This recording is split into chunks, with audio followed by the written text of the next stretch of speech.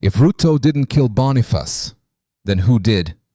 It's a question that hangs over Kenya like smoke from a fire no one wants to claim. A boy, 12 years old, shot dead near his home. No weapon in his hand, no protest sign, no threat, just a child walking through a country that calls itself a democracy. The government says we didn't pull the trigger. The police say we followed orders.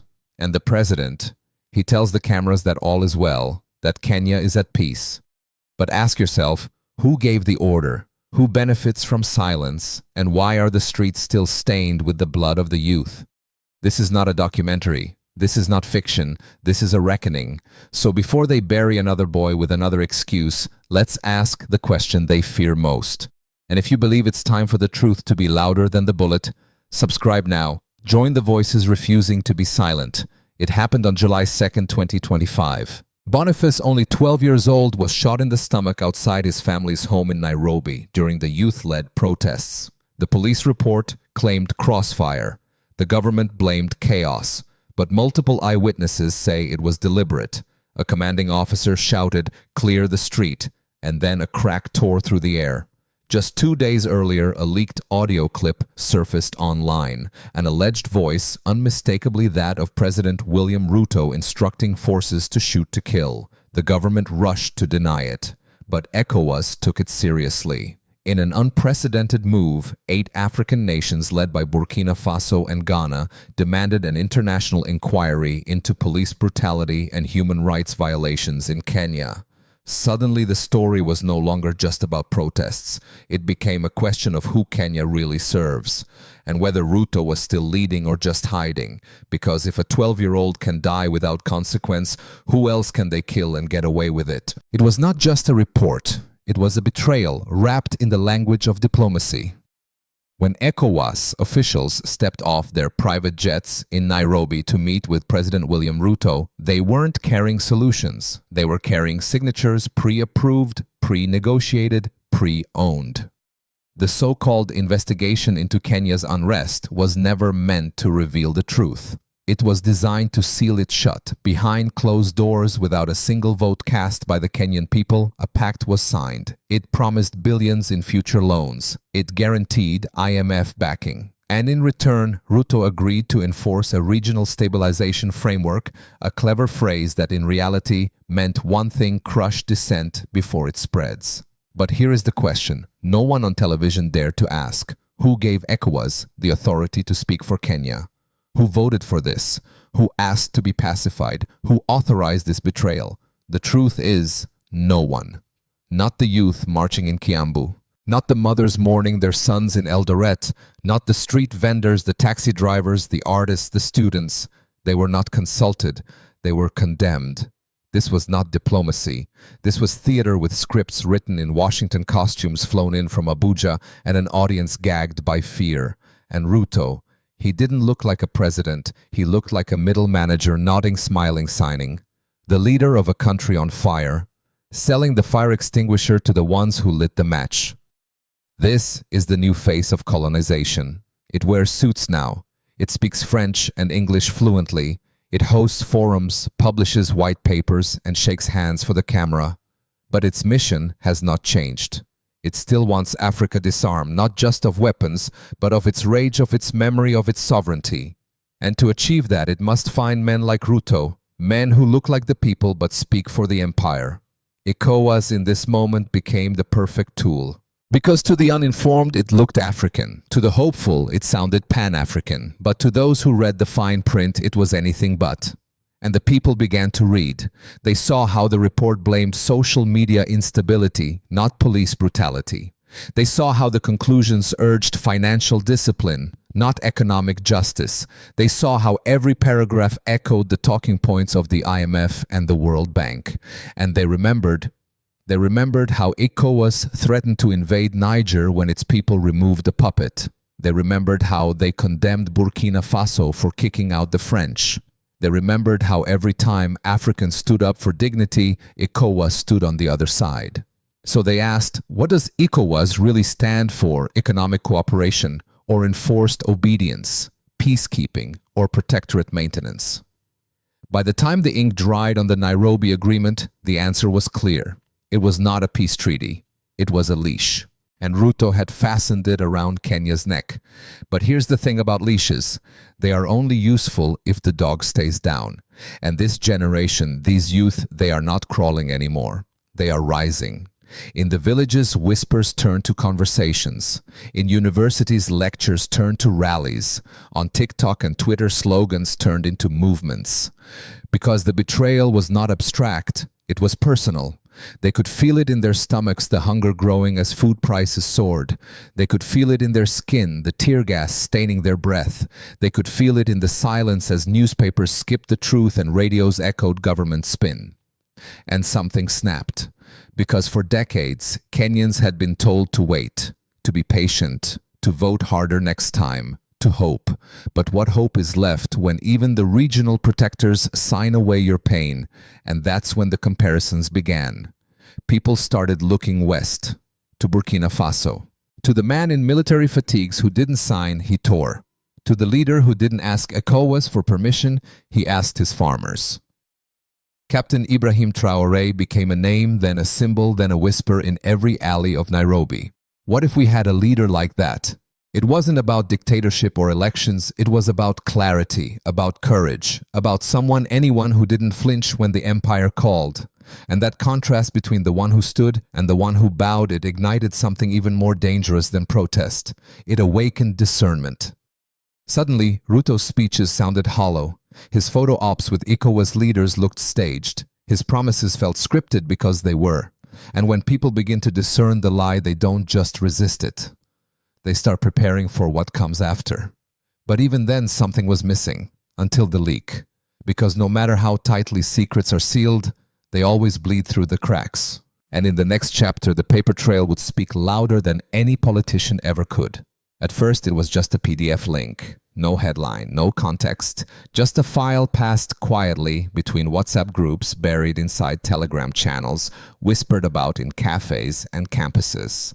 But those who opened it never looked at their country the same way again. Because what they found was not theory, not rumor, not speculation. It was the plan. A real internal memo marked confidential, ECW NAEOP 2025, detailing the coordinated media strategy agreed upon between ECOWAS officials and top members of the Kenyan administration. In black and white, it laid bare what many feared but few could prove. This was never about truth. This was about control. The document described in clinical language how to counteract digital dissent and neutralize disruptive narratives. It recommended targeting key influencers, flagging anti-government hashtags for removal, and deploying community voices, paid commentators posing as ordinary citizens. And the most chilling section, Operation Giraffe. Yes, they gave the president of Kenya a code name. Giraffe, the tall animal that sees far but remains silent. An apt metaphor perhaps for a leader who towers above the people but refuses to speak their pain. The memo listed talking points he would repeat in every press appearance. This is a time for unity. Outside forces are destabilizing our peace. We must not be misled by foreign agendas. And then came Ostrich, believed to refer to an ECOWAS diplomat stationed in Accra. His job: bury the truth, stay low, deny everything.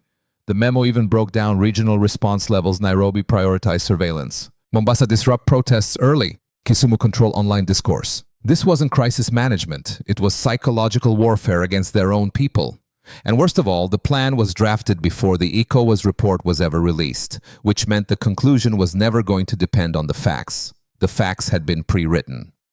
That revelation hit like a thunderclap, because it wasn't just a cover-up, it was a con. They had staged the investigation, staged the outrage, staged the apology, all while young people were bleeding in the streets, all while families buried their dead, all while journalists were jailed and social media accounts vanished. But no one had anticipated what would happen next, because Kenya, for all its heartbreak, still remembers how to fight with memory. Screenshots were taken, folders were downloaded, PDFs were uploaded to decentralized servers. The document spread like fire on dry grass. Suddenly, influencers weren't just talking, they were naming names. Protesters weren't just marching, they were reading aloud from the document. Artists began painting murals of Giraffe and Ostrich with X's across their mouths. Memes turned into messages. Tweets turned into evidence. TikToks became timelines. And for once the regime couldn't keep up. The state tried to deny the document. Then they said it was fake. Then they blamed hackers, but it was too late. Because the most dangerous thing in a controlled society is not a riot. It's a pattern. And now the people had found one. They saw how ECOWAS played the same script in Mali, how they tried it in Niger, how they condemned Burkina Faso and labeled Traoré a threat to democracy the moment he refused to kneel. And now it was Kenya's turn. Except this time the people saw it coming.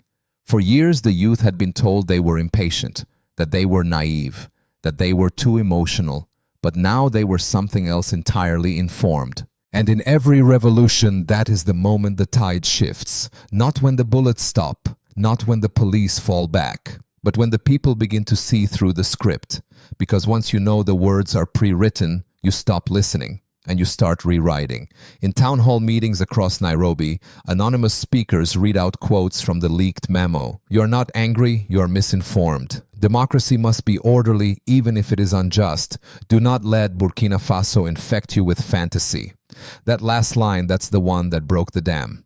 Because fantasy is not what they saw in Burkina Faso. They saw cassava farms. They saw 8,000 fighters turned into farmers. They saw a leader who didn't read from a script, he wrote his own. And now the Kenyan youth began asking out loud, why can't we grow our own food? Why can't we cancel IMF debt? Why can't we call ECOWAS what it really is, a regional enforcer for global interests? It was no longer just about Ruto. It was about a system, a machinery of silence, a network of betrayal that stretched from Nairobi to New York. But even the most cynical system has cracks. And when the document leaked, it did more than expose the betrayal. It named the betrayers, it illuminated the tools, and it handed the people a map of who was watching, who was lying, who was pretending to serve while secretly selling. And now the only question left was how many inside the palace still had a conscience. Because in part 5, we turn not to the streets, but to the walls of power, where silence was no longer safety, and obedience was beginning to look like treason. It started with a whisper in Parliament. A young MP, barely 32, stood up during a routine budget session, took a deep breath and said what no one else dared to say: "We've been lied to, and I refuse to be part of it anymore." At first, the room froze. Silence, not from respect but fear. Then murmurs, then motion. Some walked out, some shouted. Some looked down at their desks, pretending not to hear. But the damage was done. Because when one voice speaks the truth, others begin to remember what their own voices sound like. That night the clip went viral, not because of its eloquence, but because of its clarity. The MP didn't name names, he didn't need to. He just held up a printed copy of the ECOWAS memo and asked one question. How many of us knew that question hit like a drumbeat? In every ministry office, every cabinet meeting, every security briefing. And what it triggered wasn't a revolution, not yet, but it sparked the first true fracture. Within hours, 2 more members of parliament issued vague but defiant tweets. The next morning, a leaked WhatsApp chat among ruling party officials showed them debating whether to distance the president from the ECOWAS document or double down on the official narrative. By that evening, they had split into 2 camps. Insiders began calling them Team Punda and Team Simba. Punda the donkeys, loyal, silent, always carrying the weight of a regime that never thanks them. Simba the lions, restless, watching, no longer willing to be tamed. For the first time, the parliament felt less like a government and more like a battleground of conscience. But it didn't stop there. In the military barracks near Nakuru, an officer was handed an order: prepare for crowd dispersal. Authorize rubber bullets if necessary. He paused, then walked into the courtyard where 40 soldiers stood in formation. He raised the paper and in front of them ripped it in half. "I will not make war on my people," he said. "We are not here to defend power. We are here to defend the nation." The soldiers didn't cheer, they didn't speak, but they didn't move either. And that silence was the loudest rebellion of all. News of the moment spread through the military ranks like wildfire. Some commanders dismissed it as emotional disobedience. Others called secret meetings to ask one another the forbidden question: if this turns, whose side are we really on? At the same time, something strange happened on national TV. During a scheduled speech by the Minister of Interior, the broadcast cut out mid-sentence. The screen went black, then returned with soft music. The official reason, technical error. But online viewers had already clipped the last clear frame. The minister frozen mid-word as if his mouth had betrayed the lie. It was all unraveling, not through explosions or gunfire, but through something far more dangerous to authoritarian control, doubt. Because when doubt enters the palace, it spreads like mold in the marble. Staffers began resigning. Journalists, long silent, started asking off-script questions. One senior advisor was seen leaving State House with a duffel bag and no security escort. Whispers turned into warnings. Anonymous posters appeared across Nairobi. If you remain silent, you've picked a side. Kenya is watching. So is history. You saw the document. Now act like it. And in every ministry, every police HQ, every television control room, people were beginning to look at each other differently. Was that colleague a Punda or a Simba? Was that commander loyal to the Constitution or to the president? Was that journalist about to break the story or bury it? Lines blurred, masks cracked, and fear shifted from what if the people rise to what if those inside rise first. And quietly, very quietly, something began to happen that had not occurred since the darkest days of colonial rule. People in power stopped trusting each other, not the people, not the protesters, not even Traoré, but each other, because they knew something the public only suspected. The betrayal wasn't just outward, it was internal. The real danger to Ruto's regime didn't come from angry TikTokers or slogans scrawled on supermarket walls.